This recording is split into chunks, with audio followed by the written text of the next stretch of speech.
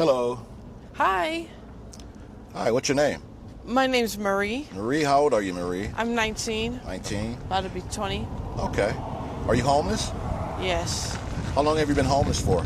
I've been homeless since June of last year. Since June of last year? Yeah. And how did you become homeless? Well, I was living with my parents, and then they, because of a lot of long-term fighting, instability, dysfunctional, is whatever, they kind of kicked me out, like, abruptly. When I had turned 18, they started letting me smoke weed, and then all of a sudden they had gotten upset, kicked me out over it. I think what it was, they have mental illnesses, drug issues, so they kind of tweak out a lot. So during one of their tweak outs, they had kicked me out, and then tried asking me to come back, but then really, I was kind of over it. They keep kicking me out, asking me to come back, you know? Yeah, right. Wow. Let's walk away from the street a little bit, from the traffic. Let's go. Can we go in the shade? I'm kind of getting lightheaded. Can we go in the shade? Like, I don't have water or anything. What's that? So can we go in the shade? I'm really lightheaded. Let's go over here. I haven't had water or anything. Okay. Yeah. Let's walk over this way. Probably right underneath the shade, right there. Good.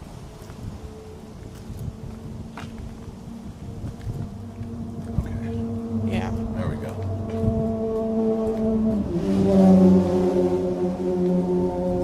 Let's see. Oh, that's too dark. Darn. It's just because, Maybe right here. right here? That's fine. Yeah, maybe you can shade right there.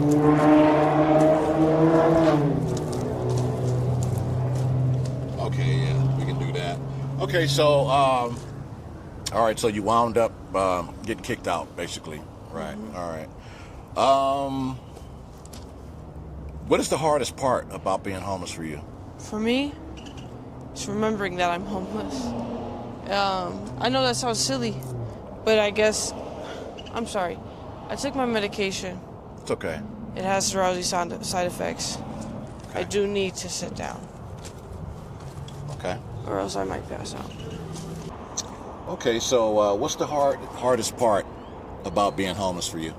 I feel like, I know it sounds crazy, but it's like to remember you're homeless, like, because, you know, I've been in shelters, I've been on the street, but also, like I've been couch hopping for a little bit, and sometimes, like, when you start getting things going, when you start getting things going, it's like, oh, I got these good things going for me, you know, like, for me, I was able to finally get Medicaid, get my medications and stuff, but I seem to forget that I'm homeless just because I'm on a couch now. Right. And you still have to work towards getting your own place, getting your own, like, constant, flow of, like, you know, revenue and everything. So it's kind of like, it's like you forget that you're homeless until, like, literally right now, I'm sitting there like, man, I'm homeless. Like, I'm sitting here thinking, like, I gotta go figure out where I'm going tonight, tomorrow, like a week. Stuff like that. Yeah, so that's got to be tough, figuring out where you're going to stay, sleep. Yeah, getting back on track. Yeah. Yeah. Where have you been sleeping at?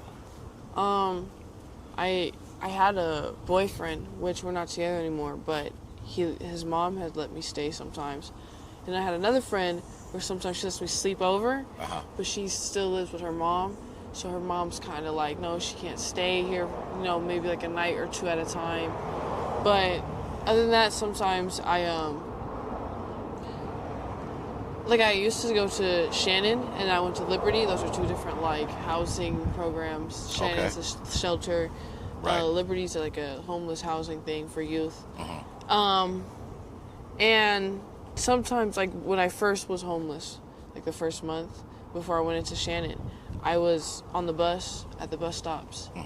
Like, you know, I would take a nap at the bus stop. Take a nap at the bus stop? Yeah, or on the bus till we get to the BTC. But that's really what, you know. Yeah. Well, I can imagine, that can be tough, you know, just trying to find somewhere to basically lay your head and sleep, right? Yeah. How do you provide for yourself? I do all sorts of things. I did have a job at one point. It was like a sales marketing job. But what it is was I was an opener And so it was commission versus, you know. So if I would make more sales than my paycheck, they would give me that amount. And I had made more sales than my paycheck one week, but they gave me less amount. And I had asked them, like, you know, why did you do this?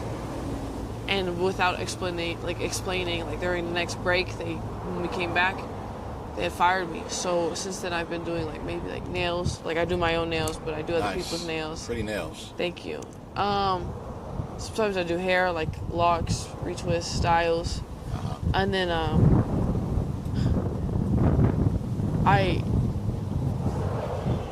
trying to think. Sometimes I just I do ask my friends, like, oh, I do need like some food. Can you give me some? You ask your friends for food? Because I'm not close to my parents anymore, so I can't ask them anymore. Yeah.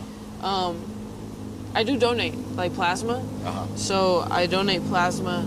I kind of switch shelters. I'll do the new donors because that's like 100 each donation. Okay. And then I'll switch. So you know, I kind of try and save those. Like get a couple, donate a couple. Right. Yeah. So, what is your worst fear out here?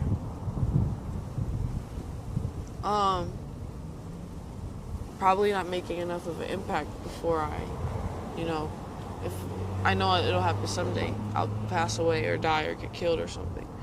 But I hope that I make an impact because I feel like out here I'm just trying so hard to just stay living that I don't even do anything other than that. You know, I like to think because I have struggled with mental illness, so I think dang it, it costs money to live and it costs money to die. Right. So I'm asking to kill yourself. I would need to get something, but I'm not saying that's what I'm trying to do. I'm just saying it's just weird to think I'm taking so much time to try to stay afloat that I can't even go to I know I have a fuller potential. Everyone does. Yeah. So I know I can't even reach that because I'm just trying so hard just to live. Right. So my fear is being forgotten, not making a memory, not making a mark, changing something. Yeah. Yeah. Because I do want to be a lawyer. So. You want to be a lawyer? Yeah. That would be good. Do you have plans for that? You're going to pursue those plans? Yeah, I have enrolled to school for the fall. Okay. So I'm hoping that I can actually do that this summer. Hopefully so. Hopefully that works out for you. Don't give up. Yeah. Just keep trying. You know what I mean? Have you had any? What kind of experiences have you had being homeless? Have you had any bad experiences, crazy experiences? Yeah, a lot. I mean, it is crazy being out there on the street for real. Yeah. It's scary. It's definitely my actual physical worst fear would be that too, not just a mental one. Is actually being on the street, something happening to me. I'm a girl, but also I can fend for myself, but it's still I don't want to be put in that scenario. Nobody. In what scenario? Any scenario, having the fight, being robbed, stolen, or stolen from, anything. But I think the most craziest experiences I've had has been in shelters. People fight because we're all struggling. We're all mentally ill, low key. So crazy stuff happens. People talk smack. People complain, curse, argue, fight. Yeah. Being in shelters and stuff really make me think about it like that. I can wish for better. I can complain, but I can't complain too much because that's worse. Right. Yeah. One time. You tried? What happened? I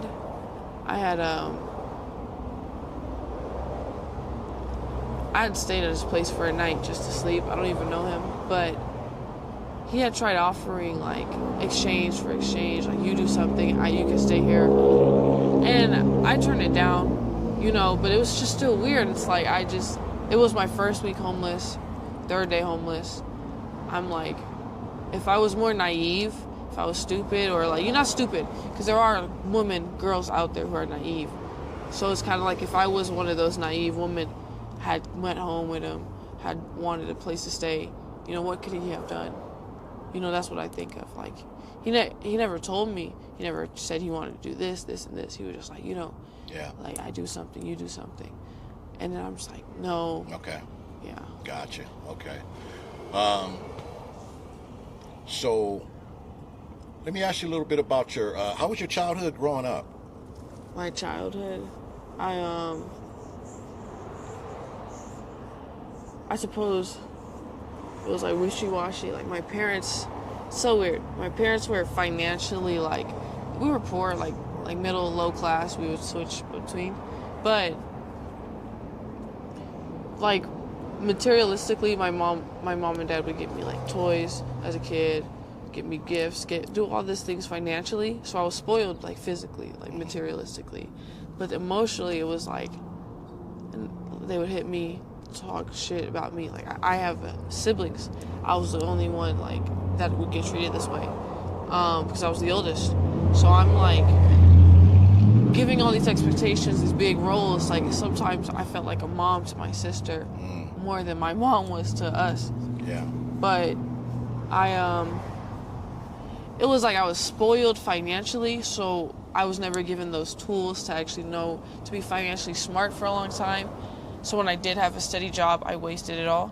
Yeah. But emotionally, I'm just inept there. It's fair to say you had a normal childhood, you know, doing the things that kids do, you know, growing up, having friends, playing, and yeah, but I was a bad kid, like in middle school. Were you raised by both your mom and dad? Yeah. Okay. Yeah. You have brothers and sisters? Yeah, I have 3 little siblings. 3 siblings? Yeah, so you're but the two oldest? of them are half siblings, so I never really grew up with Okay. them. Are they aware that you're homeless?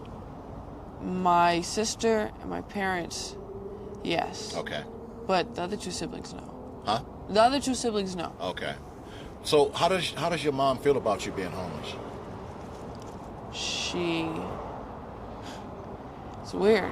She like says she cares. She's so sad. Like I tried going back and staying with her recently, like in February. But then she just does all these things, make fun of me for it. Say, oh, you know, you need to give me the money. You need to give me enough money to pay this, pay that. And I'm like, I don't even have money. Oh wow. But then she like makes fun of it too, in a sense of like you'll never be shit. Like look where you're at now. Like, you know, you'll never get anywhere. And then she kicked me out. She was like, you have another week left. Yeah, that's... Yeah. That don't sound like love to me. Yeah. You know what I mean? It really doesn't. And my dad, that's too bad, you know? my dad, he goes, yeah.